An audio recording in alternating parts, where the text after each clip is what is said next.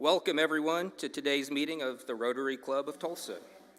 I'm pretty excited for today's presentation. The weather outside has felt a lot more like fall football than the usual July blast furnace, and I'm excited for college football. So we're happy to have Barry Tramel of the Tulsa World here with us today. Let's begin today's program with pledge from Jerry Stamper, our Rotary Y and pledge from Jerry Stamper, and guest introductions from past President Chuck Wilson.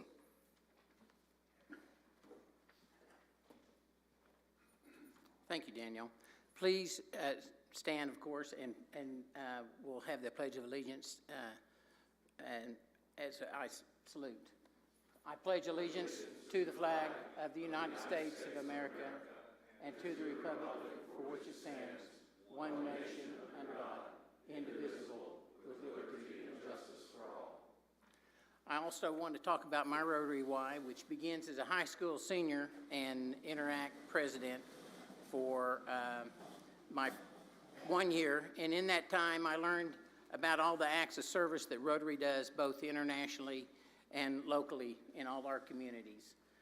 Fast forward 15 years in the oil and gas business and a desire to become more active in the Tulsa community, I joined this Rotary Club and was sponsored by a close family friend and Rotarian, Larry Heiliger. Acts of service is my why, as I'm sure it is many Rotarians, and you know, it has been a privilege to be the conclusion of this month will be my 33rd year in Rotary. Thank you, Rotary.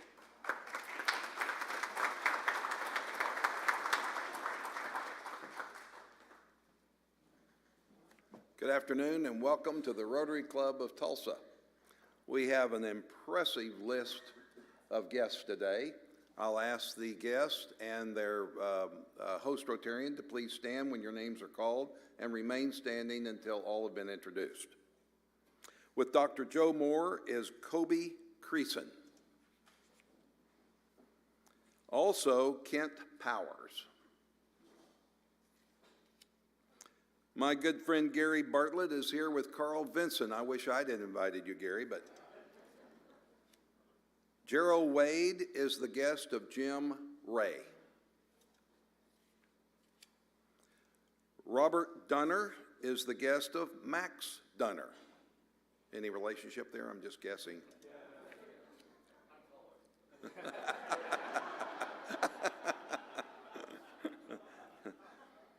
Eric Cullen has three guests. First, Cherie Serrano, and then two individuals who are going to be announced very shortly as new members of our club, Jason Fitch and Kedrick Nettleton.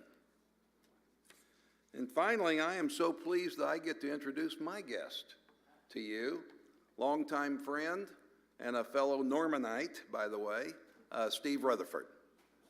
Will you please welcome our guest to Rotary? Thank you, Mr. President.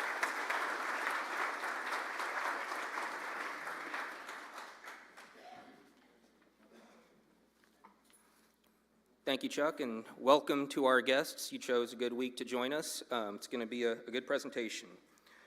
A couple of quick club business. Our inbound youth exchange student, Magdalena Firthner, will arrive this coming Monday evening, July 29th. Magdalena is from Austria and will be attending Bishop Kelly High School. We will continue our tradition of sending a greeting party to the airport to welcome her to Tulsa when she arrives on Monday evening. Please reach out to Mary Beth Sawyer Engels, chair of our Rotary Youth Exchange Committee, if you can join the welcome party at the airport, and she can fill you in on all of the particulars. Her information is on DACDB, or you can reach out to the office to connect. Jerry also is in need of one more host family. So if you're interested in hosting our student and everything that comes with that, be sure to reach out to Jerry or to Mary Beth. Rotary Youth Exchange is one of Rotary International's area of focus, consistent with peace building and preventing conflict around the world. Meeting and interacting with people from different parts of the world is an important key to world peace and to understanding. I'm excited that our club has long participated in this program and cannot wait to hear of Magdalena's adventures towards the end of her exchange year. Those programs are always some of the most touching and interesting programs of the year. Today's Rotarian of the day is Dylan Hardin. Dylan was born and raised in Sulphur, Oklahoma. He attended Oklahoma State University, Go Pokes, where he received a bachelor degree in finance. He joined Bank of Oklahoma in 2020 in their accelerated career track program. He joined Rotary in 2022 and has served on multiple committees. He is now a relationship manager on the Tulsa commercial banking team, where he specializes in loans and treasury needs for privately owned companies in the Tulsa metro area. Let's welcome Dylan Hardin to the stage.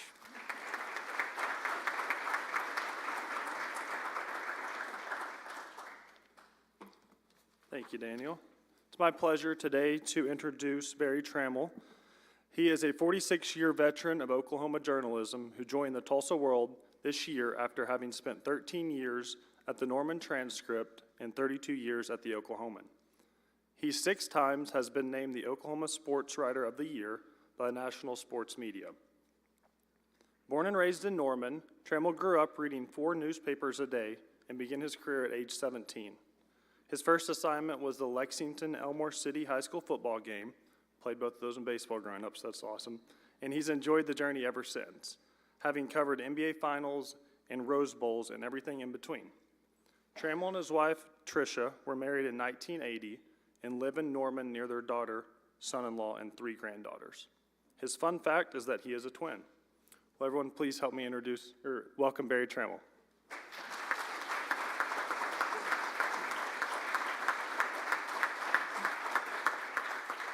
Well, thanks for the introduction and for the invitation. I feel like I'm among friends. My dad was a decades-long Rotarian, mostly in Purcell, but also in Perry. And I've spoken at Rotary clubs from Miami to Chickasha. So I've all over Norman, Oklahoma City, the metro, but I think this is my debut at the Tulsa Rotary Club. So it's an honor to be here. I gotta be honest, it's a little bit of strange times for me. In 2021, I would speak at one of these places and say, you may not know me, but I'm pretty simple. In the last 40 years, I've had 2 jobs, I've had 2 houses, I've gone to 2 churches, I've driven 4 trucks, and had 1 wife. So I'm a pretty consistent guy. Well, in 21, I actually changed churches. And then last year, Jenny Carlson and I tried something new in the business world. It didn't fly. And I got a call in April when things, word gets out, journalists sort of know what's going on. And I got a call from Jason Collington at the Tulsa World and said, listen, we'd love to have you if this thing doesn't work out. And it was like an unbelievable blessing, because I don't know about you guys, but I like what I do. I've always liked what I do. I've always told people I thought I had the second best job in Oklahoma, getting to cover all the major sporting events and anything sports related in Oklahoma I wanted to, basically.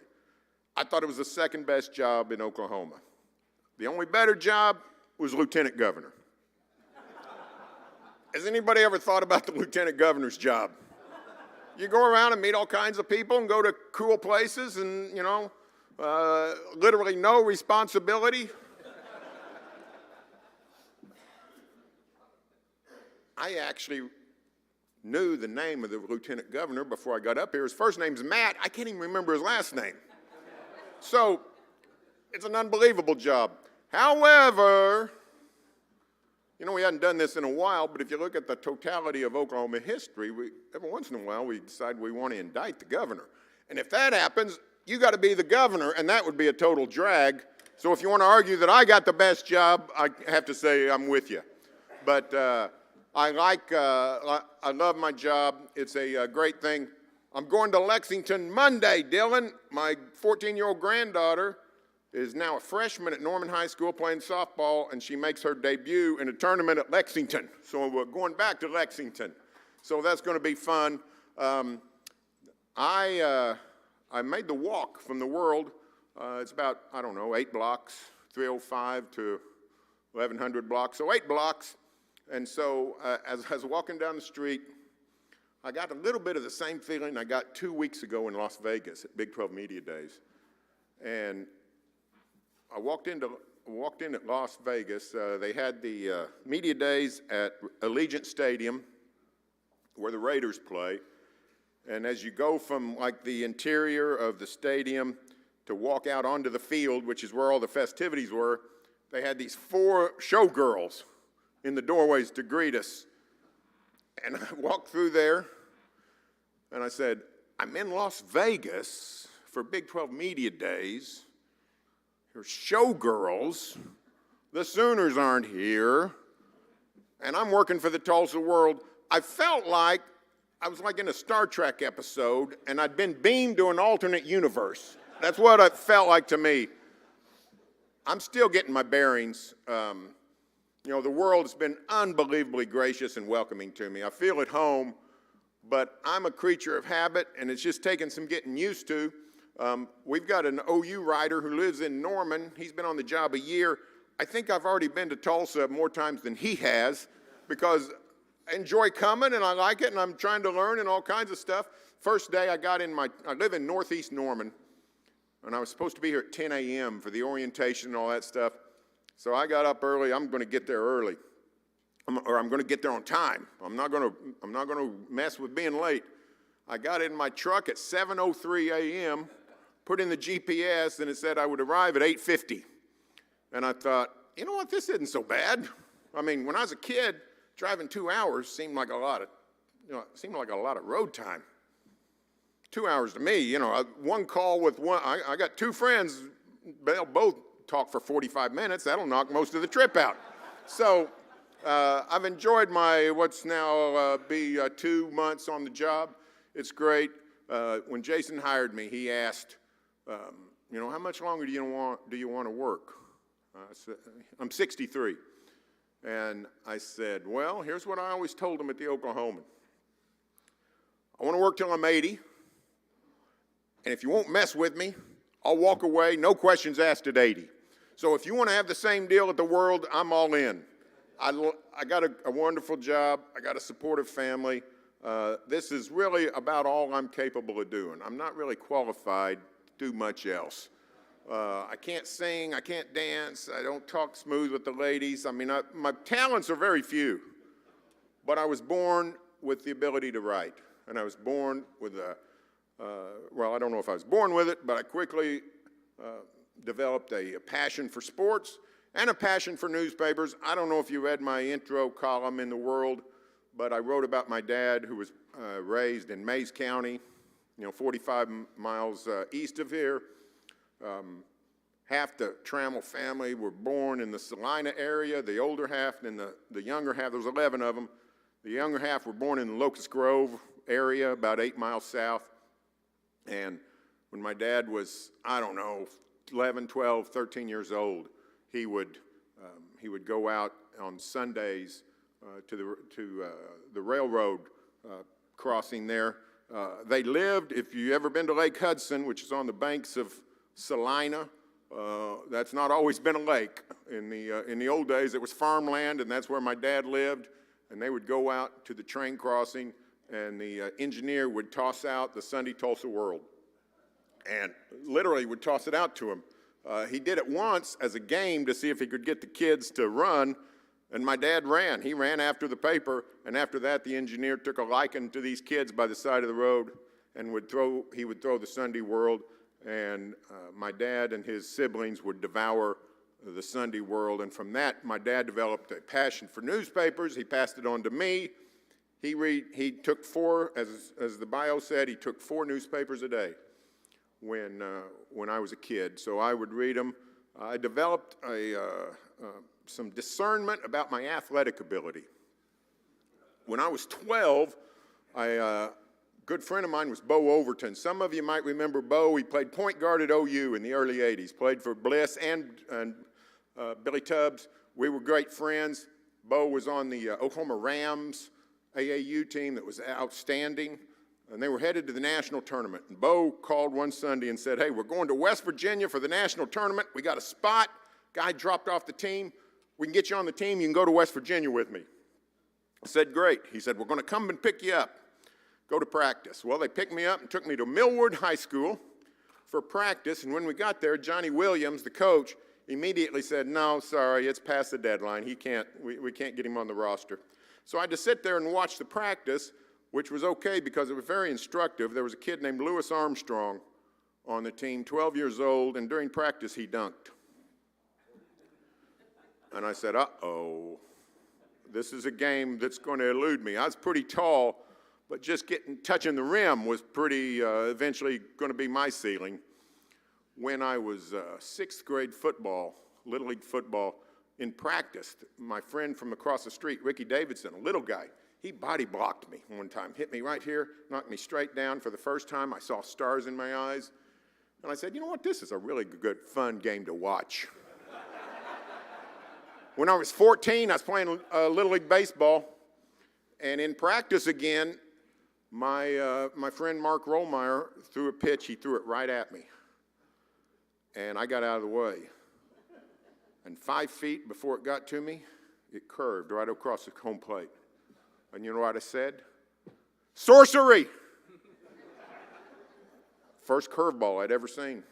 So I knew at a young age, I can't play I'm not going to be able to do this very long. But I had an aptitude for writing. And so I would get involved in writing my own stories and following sports and keeping up with all the scores. And at 17, I walked into the Norman Transcript and asked the sports editor, how do I become a sports writer? He said, go to college. And I walked out of there thinking, you know what, I really didn't need to come downtown to hear that. But 3 weeks later, he called and offered me a part-time job. And it was not anything glamorous. It was taking calls, writing headlines, covering some minor events like Lexington, Elmore City. But from there, I worked my way up and left 13 years later as sports editor, went to the Oklahoman, and it's been a glorious ride ever since. So I got a wonderful job. 20 years ago, the sports animal, or 22 years ago, I got into radio. A couple of years after that, the sports animal called and asked me to come on board with them.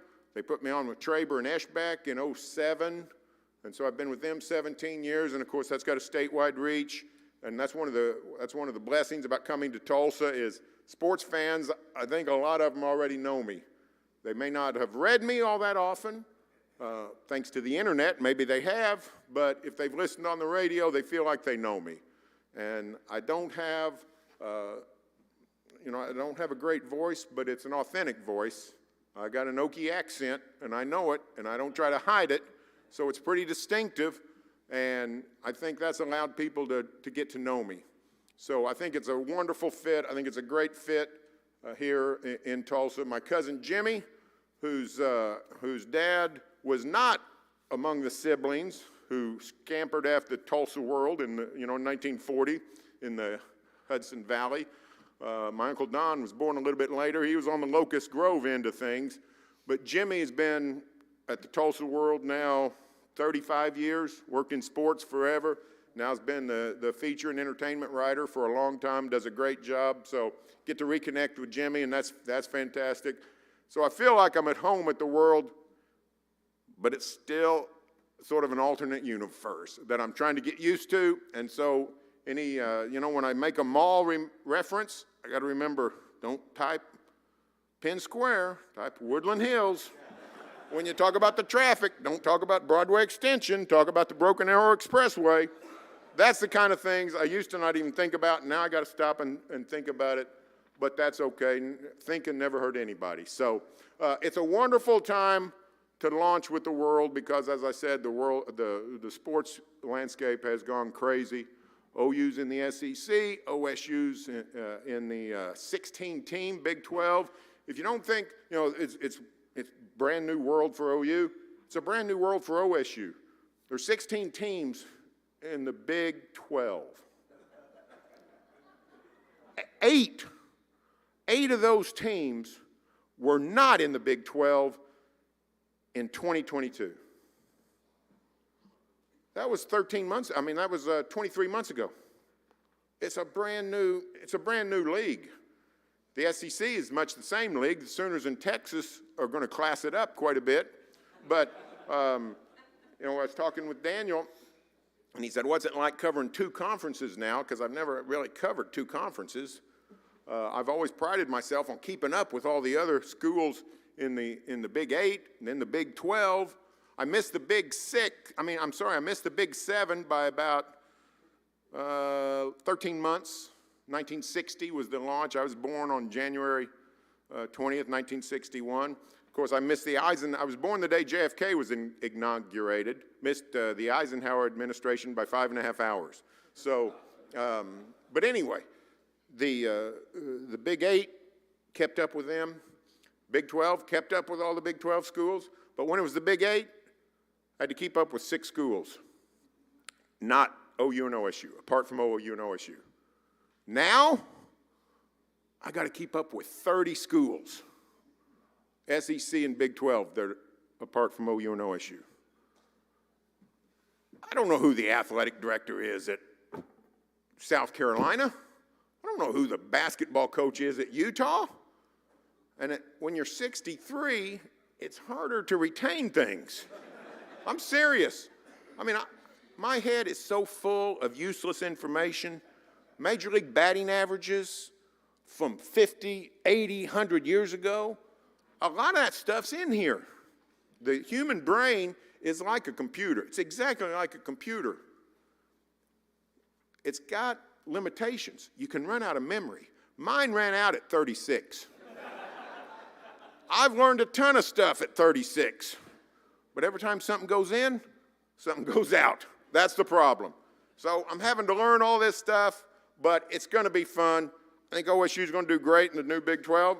I actually think OU is going to do great in the SEC. The demise of OU football is vastly overstated. The SEC powerhouse is sort of artificial. The SEC, you know when the SEC became a monster? When Alabama hired Nick Saban. That's exactly when it happened. If you take out Alabama, the SEC is sort of normal. The problem is, in the last 5 years, Georgia has sort of turned into another Alabama. So bad timing for the Sooners that they got to take on Georgia when it's coming like this. The good news is Nick Saban, for the first time since OSU beat Alabama in the Independence Bowl, December 2006, Alabama's going to play some football without Nick Saban. So they might become beatable. But I think it's going to be a lot of fun, and no better time to join the Tulsa world and write about sports. And let me tell you, I'm eternally grateful for the opportunity, and I'm enjoying the heck out of it. I've talked too long. The great thing about sports is in Oklahoma, in many ways, it's a universal language. Most people are involved in sports, have some interest.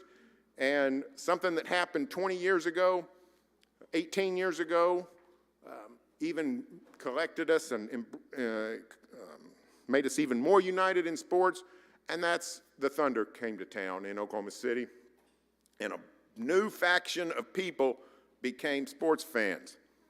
I don't want to stereotype, but senior citizen women love the Thunder. I'm serious. That's not a joke. I could get, I could call Bob Stoops a bum, or I could say Mike Gundy should be fired, and people get mad at me. But if I go say something bad about Kendrick Perkins or Russell Westbrook or Serge Ibaka, I got old women who are ready to take up arms. The way they see the NBA is 30 teams, 15 roster spots, that's 450 players. The way they see the NBA, 435 thugs and 15 angels, and the angels are the 15 players on the Thunder roster. They feel like they're their grandsons, so they love the Thunder. So we're more interested in sports than ever. There are more of us in Oklahoma, so I'm blessed to be a part of it. So I'm ready to answer any questions. We got a few minutes for questions. I'll take any questions anybody has.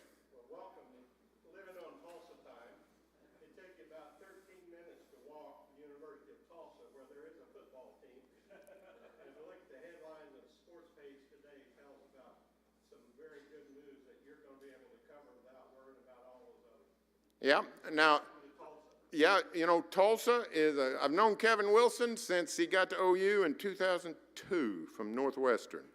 So here, I've covered Tulsa for a long time. In fact, I told somebody the other day, Steve Sarkisian was speaking at Big 12 Media Days, and the Texas coach. And Steve Sarkisian, I actually shared a stadium with Steve Sarkisian in 1996. He was the quarterback at Brigham Young in 1996. They came over here and played Tulsa on a late Saturday night, and that was before the stadium rented, so it was Old Skelly Stadium, and I think BYU beat them in a wild game, 55-40 or 53, whatever. So I've been coming over to Tulsa for a long time. Loved Dave Rader. Appreciated all the basketball they played with Nolan and Bill Self and J.D. Barnett before that, before Bill, and on and on and on. So, yeah, we'll keep an eye on Tulsa, no doubt about it. I'll be pulling for Kevin. You all did a great job of covering the media days for both the Yes. SEC and the Big 12 in the paper. It was like wall-to-wall for 4 days. I was loving it. What was it like covering 2 sets of media days this year? Well, they're different.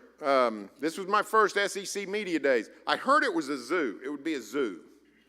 Because if you, they said, they likened it to Super Bowl Media Day, which is just a carnival with all kinds of people doing all kinds of kooky things. It wasn't really like that in Dallas, though.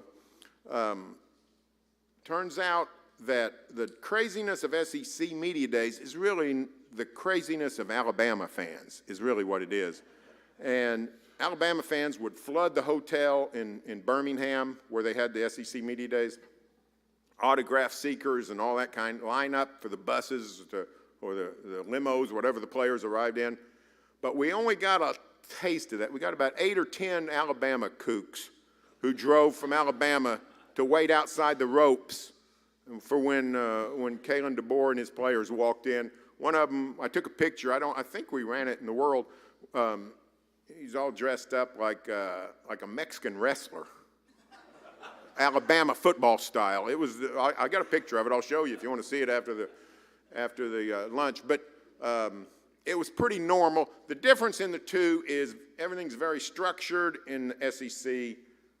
Scheduled, really no time to chat with people. You know, go up. The coach is never loitering around waiting for somebody to come up and chat with him, introduce themselves. There was none of that. In the Big 12, always I've been able to do that. I've gotten to know Big 12 coaches. You know, I got to know Bill Snyder very well. Matt Campbell at Iowa State, great guy. I have a great chat with him every year at Big 12 Media Days. So that's the difference. Is it's more relational in the Big 12. It's more transactional in the SEC. That's just the way the world works. I don't know that we're going to be able to change that. You know, I like to think that OU and us, Oklahomans, can change the SEC, but I'm afraid they're probably got a better chance of changing us. Now that you're part of the Tulsa World, would you tell us how Bill Connors, the great Tulsa World sports writer, influenced you? Yeah, you know, when I was a kid, the 4 newspapers we could get delivered to us were the Norman Transcript, the Oklahoma City Times, the Oklahoma Journal, and the Daily Oklahoman. On Sundays, my dad would buy the Dallas Morning News and the Tulsa World. So I really only got to read Bill on Sundays. But loved Bill. I loved his relationships with people, like he'd just call Bobby Knight, you know, do something on Bobby Knight. And I thought, well, that's interesting. A guy in Tulsa could just call Bobby Knight. How does that work? And later, after I got to know Bobby Knight a little, or cover Bobby Knight a little, I would think, how did a guy in Tulsa able to just call Bobby Knight? Because just between us, Bobby Knight seems like a prick. He was a prick. I don't say that about many people. Let me tell you a Bobby Knight story. First Big 12 basketball media days, they had like a lunch buffet, like a sandwich bar for people to go grab a sandwich, you know, in between interviews and stuff. And that's for some reason, I was with somebody. We went and got us a sandwich, made us a sandwich, and at the same time that Bobby Knight made a sandwich on the other side of the deal.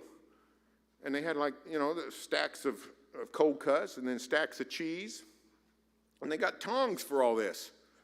And of course, this is a civilized society. If somebody gives you tongs, you use the tongs. We used the tongs, made our sandwich. Bobby Knight walks over there and just grabs the cheese and I thought, I don't care how many basketball games you've won. Use the tongs. This world was not made for you. But yeah, Bill's great. Bill was a great writer and a legend. And I didn't really model my career after. I didn't go to the Oklahoman in 1991 thinking I want to work here 50 years. It just sort of happens, But after I reached a certain stage, I thought, this is pretty cool that I've been here this long. And Bill, I forgot, 40-something years at the World, whatever it was. So when you see somebody, here's the way I see it. I look at newspapers as an institution that people should treasure. Some people do, some people don't, but they all should. We live in a world when we have devalued our institutions, our public schools and our newspapers, our churches, all kinds of things we don't value the way we should. And when they're gone, everybody's going to be the worse for it. And when I think of Bill Connors in the Tulsa World, I think of an institution at an institution. And that's so valuable to a city. So if I can follow in his steps in any way, that would be a great honor. Hi, Barry. For 25 years, this club hosted, or the largest fundraiser we had for 25 years was the Henry Iba Awards. Can you share some Henry Iba stories, and what did you think of him? Yeah, you know what? He retired from OSU in 1970 was his last season. So I was 9, and then I think his last Olympiad he coached was that infamous Munich thing, so I was 11 in 72. So I never dealt with him as a coach. And I went to the Oklahoman in 91, and my first job was beat writer for OSU basketball. Eddie Sutton's second year. I ended up loving Eddie. I thought he was great. His wonderful times. Big Country and Randy Rutherford and that whole crew. But I got to really interact with Henry Iba just once. I got to go to his home in 93 and did a story on Eddie and his return and how much it meant to Mr. Iba. But the thing that has always struck me is the national respect and, back to Bobby Knight. For some reason, Bobby Knight, who was not what I would call a gentleman, just loved Henry Iba and honored him in every regard. And people all across the nation, in 2007 at the Oklahoman, 100-year anniversary of the statehood centennial, I did a series, 100 best venues, 100 best events, sporting, 100 best teams, 100 best athletes, and 100 best coaches and contributors. And I ranked Henry Iba above Bud Wilkinson, which was, there's no right or wrong answer. They ranked 1 and 2 or 2 and 1 on their impact on a state. But the reason I put Henry Iba above Bud was his impact on coaches themselves. In the 1940s and 1950s, everybody coached like Henry Iba. And that goes down to, Bobby Knight winning NCAA titles, into the 90s, or I guess his last one was in the 80s. But, taking Texas Tech to the Sweet 16 in 2004 or whatever year it was. I mean, half a century later, the influence, Eddie Sutton's perfect example. The influence of Henry Iba was so profound, I thought it was legit to put him ahead of Bud Wilkinson. I have a question, Barry. Yes, sir. So, what do you think changed at Oklahoma State between what they were in the 90s? And I'm asking this because of conference realignment. Without the stadium, without Mike Gundy's success, we could have been Oregon State or Washington State. Right. What is your recollection of what really changed in the early 2000s? Well, Boone Pickens' money didn't hurt. If somebody gives you, I don't know what it ended up being, 270 million or whatever it was, I don't know what it was, but whatever major endeavor you're involved in, could you do a little something with 270 million? And OSU did. I mean, they got a beautiful stadium, they got a beautiful environment, all kinds of things. But here's what really happened at OSU, and this is a polarizing figure, but Mike Holder changed OSU. Because I don't know if you like Mike, he's not always easy to like, but he's as straight of a shooter as I've ever seen, and he didn't sugarcoat things. He knew, even before he became athletic director, that football was paramount, and football was important, and football was supreme in college athletics. And that was not always the case at Oklahoma State. And as much as we all love Henry Iba, 4 minutes ago, I was exclaiming that very thing. When Henry Iba was athletic director, he did not treasure football. He did not prioritize football. Go back, if you're bored someday, go back and look at the non-conference schedules of OSU in the 50s and the 60s. They often would play 3 non-conference road games without getting a return game. Arkansas is coming to Stillwater on September 14th. It's going to be great. OSU and Arkansas played in the 50s, 60s, and 70s. For 30 years they played. Only at the end of that, in the late 70s, did Arkansas come to Stillwater. Twice. 30 games, 28 of them in Little Rock, 2 in Stillwater. Mr. Iba funded the athletic department by sending his football team on the road all the time. The facilities were not any good. And that just carried on for years and years and decades and decades. Then in the 90s, Eddie got good in basketball. Gallagher Iba became the hot place to be. And basketball was sort of funding the athletic department. And Mike Holder finally said, you know what, if we're going to keep up with anybody, we got to change this. And he changed it. He changed, with Boone's money, but he changed the facilities, he changed the priorities, he changed the emphasis. He started giving football what everybody else had. And people like Les Miles got it going pretty good. And then Mike Gundy's done great with taking it to an even higher level. And that's literally what happened. That's literally what happened. So I give Mike Holder a ton of credit. There are people, I once asked somebody, I forgot, can't remember if it's Burns Hargis, somebody influential at OSU. I said, Mike Holder might be the most important figure in OSU athletics history. And he said, Mike Holder might be the most important person in OSU history, athletics or not, just because he changed the mindset and the fundraising. Look at all the money that's poured in apart from Boone, since Boone, just on the athletics, O'Brate and Sherman Smith and the Greenwoods and all these unbelievable facilities. And OU was behind the times a lot in facilities, but they were always ahead of OSU. And in the last 20 years, the Cowboys and Cowgirls have caught up. So I credit Mike Holder. Who was the most enjoyable interview you ever had, either coach or player? Howard Schnellenberger. Easiest question I've ever been asked, and I've answered it the same for 29 years.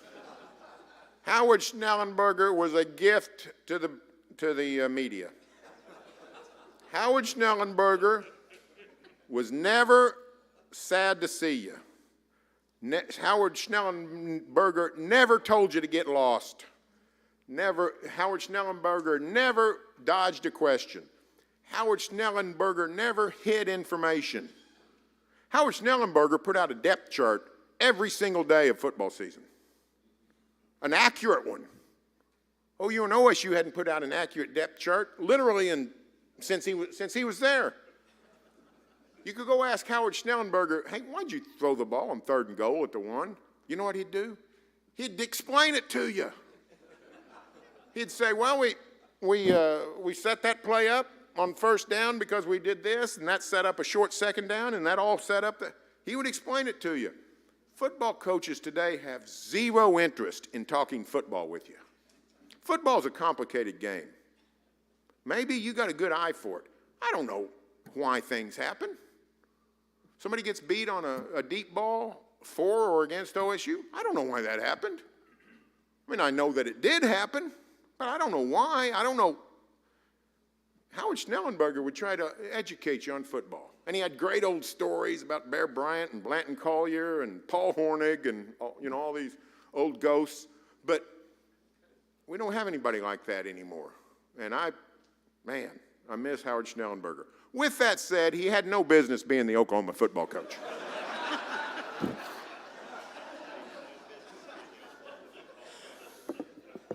As one of many University of Kansas alums in the Tulsa area, thousands, we don't get a whole lot of coverage, and I understand that not a whole lot to say about football until recently.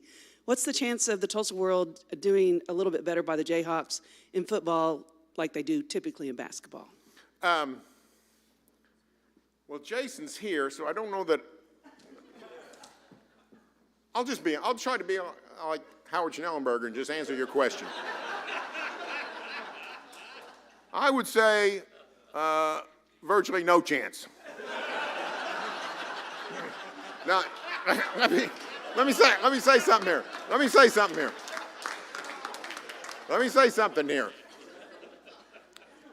Now, what we need in America, and maybe all over the world, is, Kansas is not that far. I don't know. It's 3 or 4 hours up to Lawrence and, an hour up to the state line, whatever it is. So Kansas is not that far.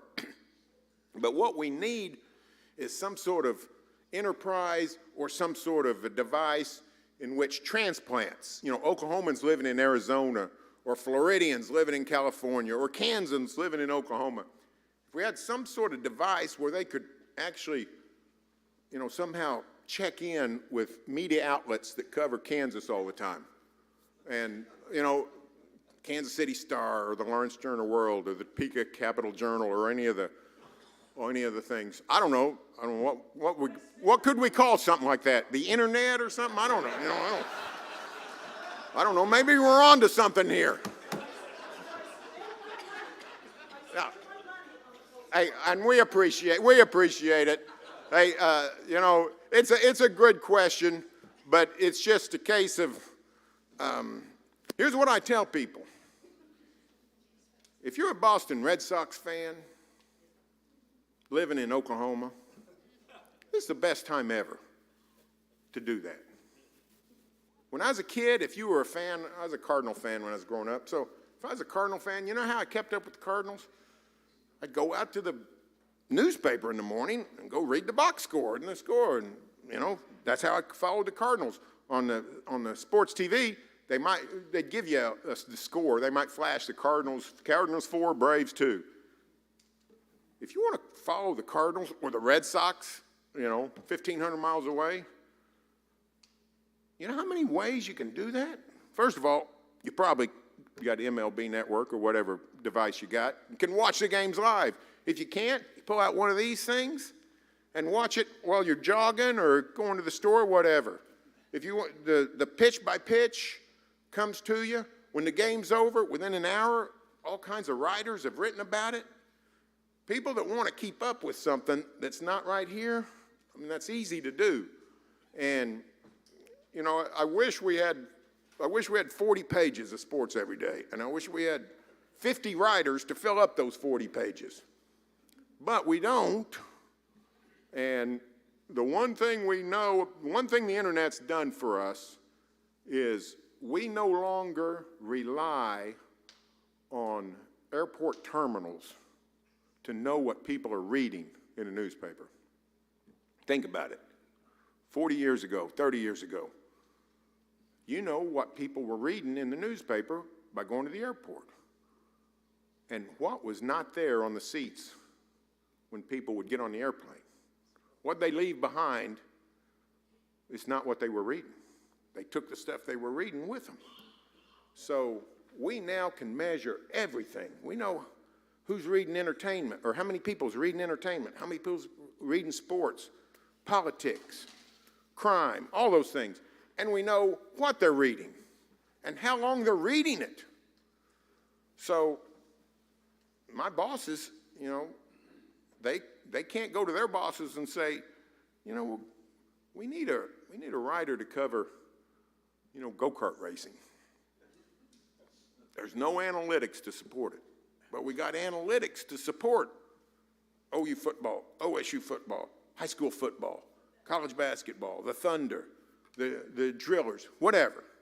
So we make a lot of our decisions on that. We don't make all our decisions on that, but we make a lot of our decisions on that because we can measure it now.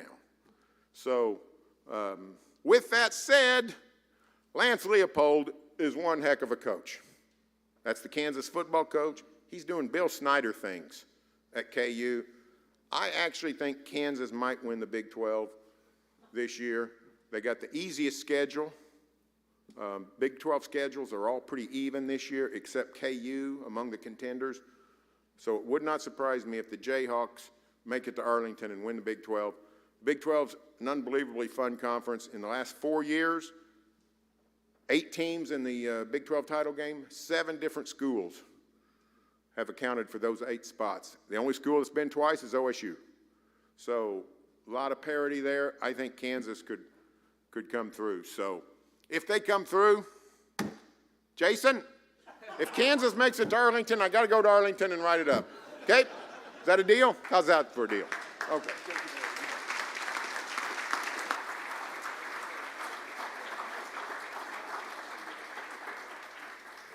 For the record, DJ, if you had asked that question on the radio show, it would have been far less diplomatic, especially with people like Traber and Eschbeck chiming in on that one. So thank you, Barry. That was a great presentation. A couple of announcements today. A book recognizing today's program will be presented to our partner in education school, Celia Clinton Elementary. This week's book is Secrets of Storytelling. Upcoming programs, July 31st, we will not meet here. It's Service Above Self Day. More about that in a second. August 7th, Julio Badin, Executive Director and CEO of The Gathering Place. And on August 14th, Roger Randall will be rejoining us for the History of Tulsa, Part 2. We have 2 side mic announcements today, first from Ben Gorell and then from past President Tiffany. First off, before I get into this, I want to say thank you for the plug for the Jayhawks. We appreciate it very much. Today is the 24th of July. We are at the 4th Wednesday of the month. On the 5th Wednesday of the month, you all know that have been here for even a couple of months, that on the 5th Wednesday of the month, we don't meet. So there will not be a meeting here next week. So where are you going to go? We've got 2 different places that we can go. We can go to the Celia Clinton Elementary School, 1740 North Harvard Avenue. Also, after the meeting, we've got a table out here. If you've got donations or would you like to donate to Celia Clinton, we'd be glad to take checks. So, you know, meet us afterwards at the table out here and stuff. The second place that we can go is the Catholic Charities. It's located at 2450 North Harvard Avenue. The little bit of difference in timing. The Catholic Charities, they're going to work from 11:30 to 1, more like our meeting here. Celia Clinton, they want us to be there at 10 o'clock and work till 2 if possible, because they're switching around 4 teachers, and they need people to move the rooms around, and they need people to be there for the 4 hours if at all possible. So please come to Celia Clinton if you have the opportunity and the time to give. So looking forward to that. Thank you for looking forward to joining our teams next week. Look forward to seeing you guys out. Thank you very much. Best wishes.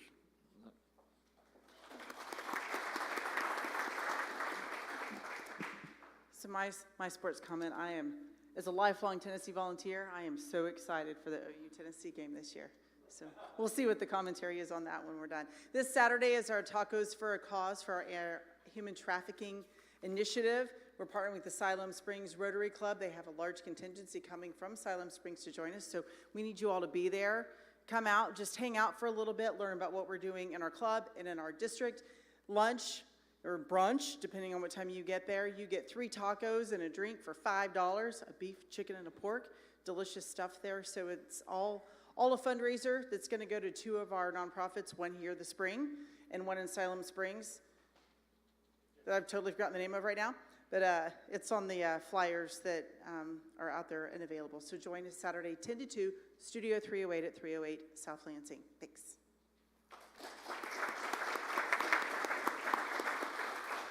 And now it's time for The Price is Rotary with your Sergeant at Arms, Derek Frazier.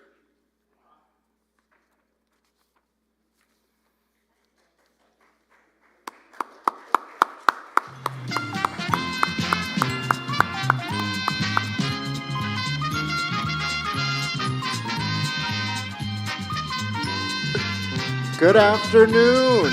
All right, I am your host, Sarge Barker, and it's good to be here today. So to get started, I just want to thank this beautiful audience. Last week, can we give a standing, just some hand clap for these people?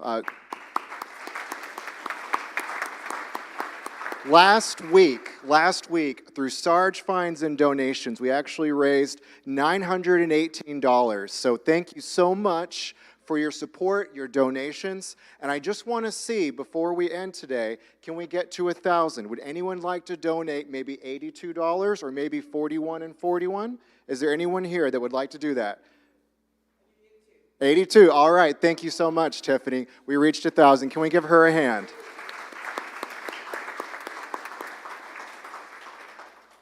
All right, so we're going to find out who is a lucky contestant today. Now, if you were paying attention last week, everyone who made a donation or a Sarge fine is eligible to play the Price is Rotary game that we have today.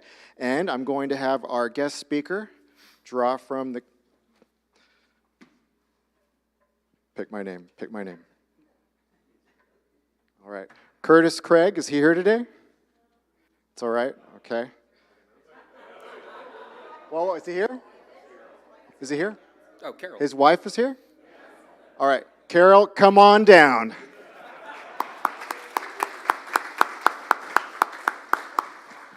All right. Okay, Carol, come on up here. Okay, Carol, have you watched The Price is Right before? Not much. Okay, so you probably haven't seen the shell game then, but here's how we play. We're going to give you 4 items, okay, with prices. You're going to tell me if that price is higher or lower than the actual price. Now, keep in mind, this isn't going to be the Dollar General or Amazon prices. These are retail prices that you would see at Reese's, Best Buy, Target, Walmart, those kind of places, okay?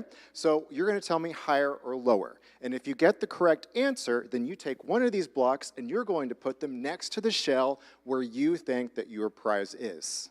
Does that make sense? All right. Now, do you guys think Carol can make it? Do you think she can find the right answer? All right. Now let's raise the stakes a little bit.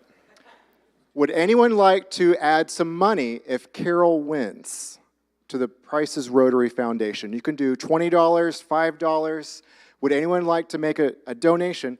All right, yes. $20. All right, okay. So, Carol, you can't mess this up now. Okay.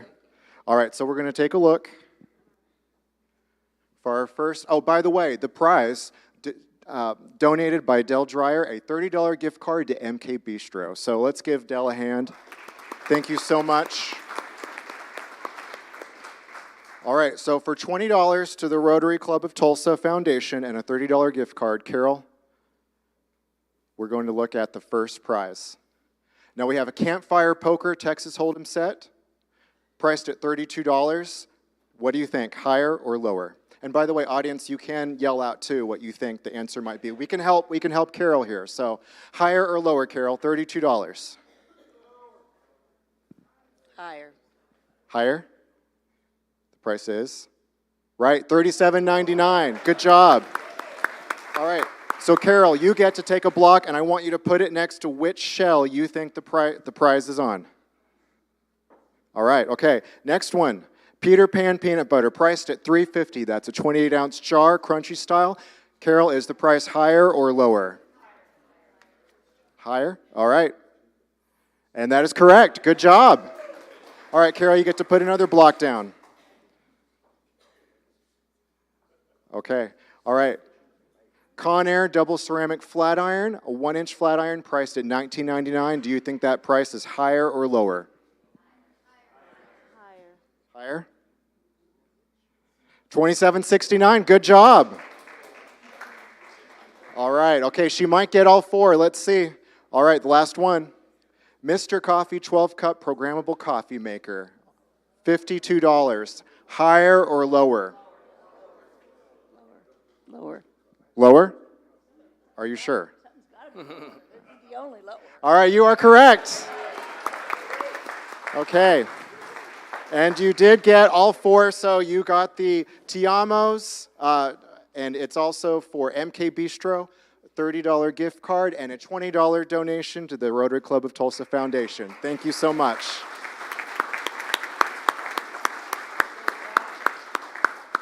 Now, I do want to remind you, too, that there are ways to play for the next Rotary Club of Tulsa Foundation Price's Rotary game.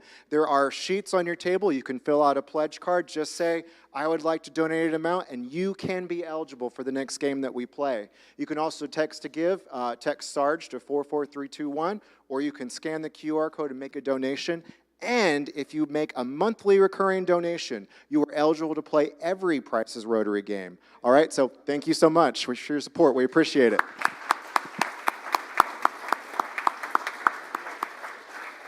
Thank you, Sarge Barker. Special thanks today to our gold sponsors, Weeby Trees, Tim Knoll, Max Electric Supply, Jack McGlumphy, Coldwell Banker Select, Sheree Gardner, OK Ethics, Mary Lytle. This week's silver sponsors, J.D. Young, Doug Stewart, Trust Company of Oklahoma, Michael Hairston, Allen Edwards Incorporated, Chip Edwards, and our bronze sponsors, John Croissant Allstate Agency, Lewis Roofing, Kevin Lewis and Ken Freeman, Moore Funeral Home, Joe Moore, Mr. Ed's Auction, Ed Vierheller. Committee meetings today. Trustees will meet in room 231. Youth Exchange will meet in room 232, and Rotary Cares will meet in room 233. I'd like to end today with one of my favorite quotes from Hall of Fame manager Bob Lemon. He said, quote, I've come to the conclusion that the two most important things in life are good friends and a good bullpen. So as we leave here today, I hope that everybody will consider creating goodwill and better friendships in your lives and in the lives of others by sharing the magic of Rotary. We are adjourned.